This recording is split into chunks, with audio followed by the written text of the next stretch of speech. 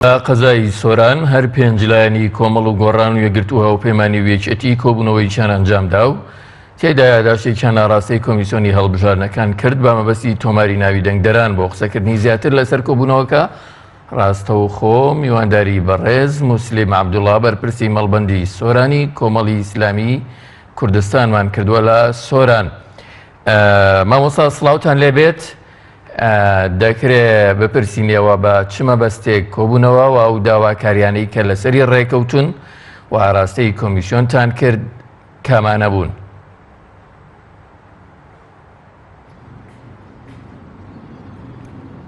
بەڵێ بەناوی خۆی بەخشندەی میهرەبان، سڵاو لە ئێوە و لە بینەرانی پیامیش بێت.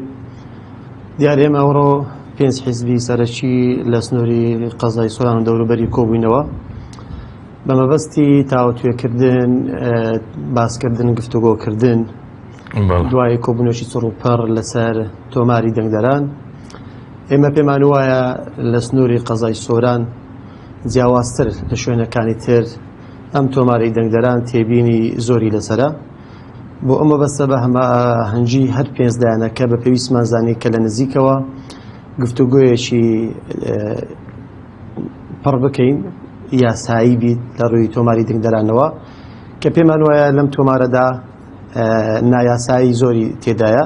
بۆ ئەمە بەستە بە پێویستمان زانێ بەرپرسی هەر پێنج حیزبەکان لەم سنوورە بێکەوە کۆبینەوە بەڵکو بتوانین بە لە ڕێی یادداشتنامەیەک بەڵگەکان زۆر باشە. مامۆستا موسلیمەکرێ پێمان بڵێ ئەو نایاساییانە چین کە لە تۆماری دەنگدەراندا هەیە؟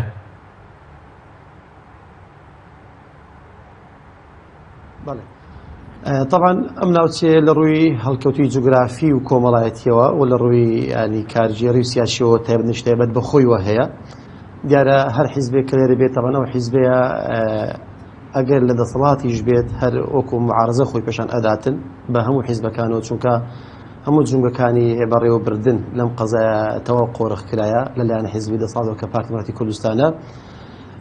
یەکیش لەوانە کە تۆماری دەنگدەرانە ئێمە بەڵگەمان لە بەردەستدایە ئەوە شێوازی تەزویرکردن، شێوازی بەڵگەی نایاسایی چۆن لە تۆماری دەنگدەراندا کرایە. ئێمە هەر کاتێک ئەگەر لایانی پەیوەندیدار پێویستی بە ئێمە بوو کە ئێمە داواشمان کردووە لە یادداشتنامەکە بەڕوونی هاتووە، داوا لە کۆمیسیۆنی باڵای سەربەخۆڕانەکان ئەەکەین کە بەجددی وەڵامی ئەو یادداشتنامەی ئێمە بداتەوە. و هەر کاتیش کە پێویستی بەو بوو کە ئێمە لەگەڵ لێم دابنیشین، ئێمە بەڵگەی یاساییمان لە بەردەستدایە کە ئەو بەڵگانە ئەوە دەسەلمێنن کە ئەم تۆمارە لێرە لەو سنوورەیە و جیاوازترە لە سنوورەکانی تر. لەبەر ئەم زەرورەتە بە باشمان زانێ بۆ ئەوی کە پرۆسەی هەڵبژاردن کە پرۆسەیەشی بڵێن دیموکراسیە وەک خۆی بە پاک و خاوێنی بەڕێوە بچێت، هەرچەندە ئەگەر دەستکاریش بکەن لەوانەیە وەکو پێویست ئێمە ڕامەدە نەبێت کاتێک کە وەڵاممان دەدەنەوە. بەڵام ئێمە بەڵگەمان لە بەردەستدایە لە ئێستادا، چونکە ئێمە بەپێی ئەوەی کە چەندین ساڵێرە ئەژنەگەم حیزبانە مامەڵە ئەکەین کە لە پرۆسەکانی هەڵبژاردن بەشداریمان کردیە لە ئەزمموی ڕابردووی ساڵانی ڕابردوو بۆمان سەلمێنراوە. ئێستاش بە دیکۆمنت لە بەردەستماندایە کە بەڵگە هەیە کە ئەو تۆمارەی سۆران جێگای تێبینیە قسەی زۆر هەڵەگرێت. جا لە ناوی دووبارە ئەڵێ لە کەسانێک کە عێراقینین، خەڵکی ڕۆژهەڵاتن، خەڵکی ڕۆژ ئاوانە، خەڵکی بڵێن کوردستانی تورکیان، ئەمانە لە چەند ساڵی ڕابردوودا پارتی دموکراتی کوردستان بە یاسایی فۆرمی خۆڕاشی پێداون، نفوسی پێداون، کارتی نیشتیمانی پێداون کە ئێمە دەیان ناسین لە نزیکەوە لە کاتی هەڵبژارنەکانە لە چاودێریکردنی پرۆسی هەڵبژاردن. بۆمان دەکەێت ئەمانە چەندین بەڵگەی زەق و دیارن بە تەسکەرەمان لەلایە، ئەوانە بەڵگەی زیندون و لیستمان لەلایە کە لیستە ئەو ناوانە کە خەڵکی ئێرە نین لە دەرەوەی عێراق ئەژین عێراقی نین، بەڵام لە ساڵانی ڕابردووە هەرزوو ئەم پارتی دموکراتی کوردستان ئەم شتێ بە یاسایی کردووە، فۆرمی خۆڕاشی پێداون، تەسکەرەی پێداون، کارتی زانیاری پێداون بۆی سەقال بێشی قانونی کە بتوانن لە حاڵەت باشە. مامۆستا کۆمیسیۆن دەرفەتێکی لە بەردەما بوو بۆ پاکردنەوەی ئەو ناوانە لەو تێبینی و سەرنجانێکی ئەوە هەتانە لەسەری، بۆچی تا ئێستا نەکراوە، ینی پاک نەکراوەتەوە؟ پێتان وایە کۆمیسیۆن دەتوانێت لەسەر داواکاری ئێوە لە داهاتوویشی نزیکدا ئەو هەنگاوە بنێ؟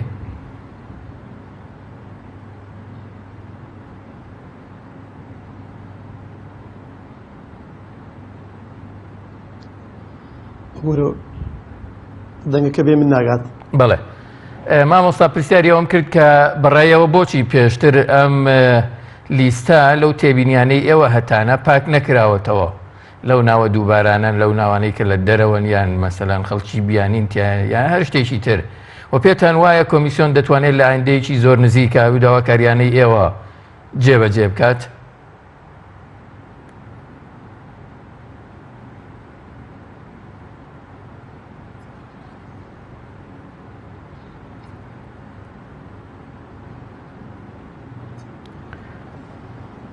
مامۆستا گوێت لە دەنگی ئێمە هەیە ئێستا؟ ئەگەر مامۆستا دەنگمانە بیستێ با بەردەوام بین وەگەرنا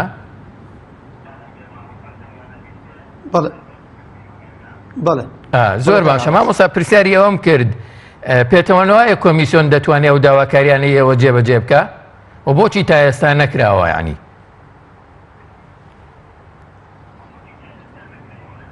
بەڵێ طبعا بۆ ئەم مەسەلەیە کە تۆماری دەنگدەرانە هەوڵی زۆر دراوە لە هەموو لایەنەکانەوە لەسەر ئاستی باڵاوە قسە کراوە.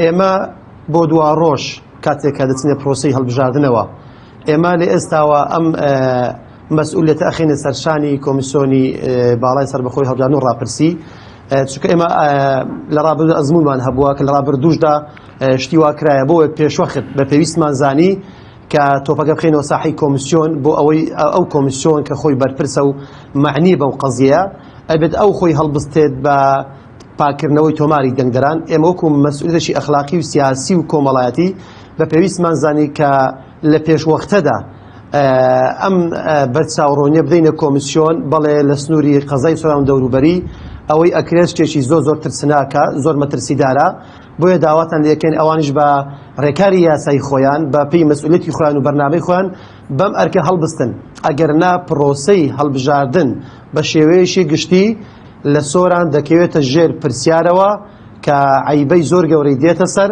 کە ئەمەش دەبێتە عیبەیەک بەڕاستی بۆ کۆمیسیۆن ئەگەر بێت و وەڵامی یەداشتەکەی ئێمە نەداتەوە. بۆیە ئێمە لێرەوە داوایان لێ دەکەین هیوادارین کە کۆمیسیۆن بە ئەرشی سەرشانی هەڵبستێت و یاداشتەکەی ئێمەش وەڵام داتەوە و داواشان لێکەین ئەگەر دەرفەتێکمان پێدەن ئەمانەت لە نزیکەوە لەگەڵ لەندا بنیشین بەڵگەکانمان بخەینە ڕوو کە ئەم جۆرە نایاساییانە لە تۆماری دەنگدەران لە سنووری سۆران و دەوروبەریا هەن. مامۆستا دەمەوێت پرسیار بکەم لەوەی کە یەکێتی نیشتیمانی کوردستان لەگەڵ چوار لایەنە ناڕازیەکە بەشدار بووە لە کۆبوونەوەکەیە. ئایا یەکێتیش هەمان تێبینی و سەرنجی ئێوەی هەیە؟ ئەمە یەک. دووهەم بۆچی پارتی بەشداری کۆبوونەوەکەی ئێوەی نەکرد؟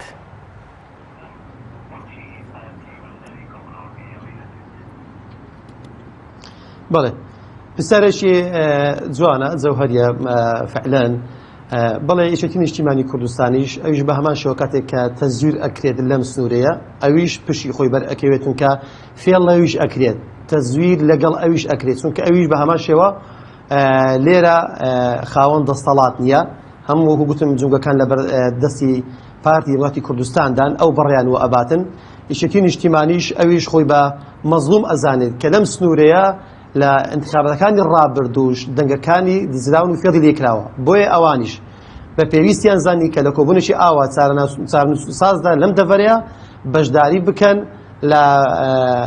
لە چۆنیەتی داواکردن و پشتگیریکردن لە پاکردنەوەی تۆماری دەنگدەران.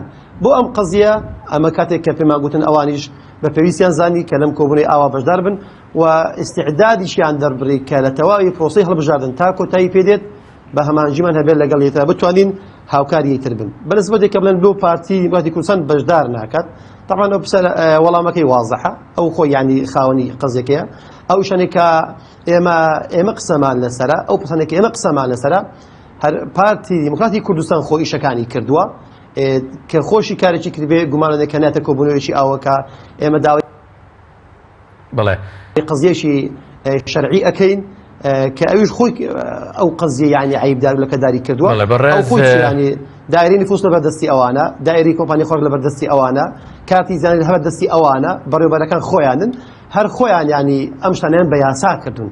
جارێکی تر نایێت کە ئەم زانە کە بە یاسای کردو خۆی ئەگەبێت بەشدار کات و داوای ئەوە بکات خۆی لە خۆدا خۆیەکەی تۆ ژێر پرسیار بۆیە نەیتوانی بەشداری ئەم کۆبوونی بکات. بەڵێ بەڕێز مامۆستا موسلیم عەبدوڵڵا بەرپرسی ماڵبەندی سۆرانی کۆمەڵی ئیسلامی کوردستان لە سۆرانەوە لەگەڵمان بووی. زۆر سوپاس.